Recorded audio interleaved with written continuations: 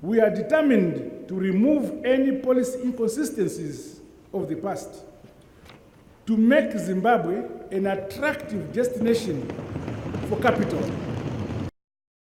Government is also carrying out a comprehensive review in the harmonization of investment laws and policies to boost the drive for foreign direct investment in our economy.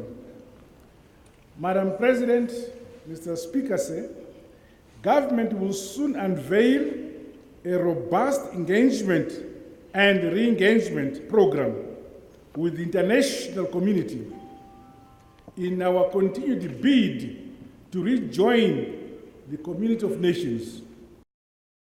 In the last few weeks, the country has witnessed rampant increases in the prices of goods and services.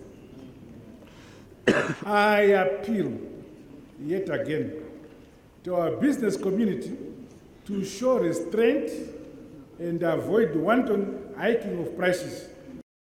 As far as we are concerned, we've heard it before. Mr. Mugabe used to make such statements with positive indications, but we hope to then see in terms of action what the president does. Because yes, word is half, but the completion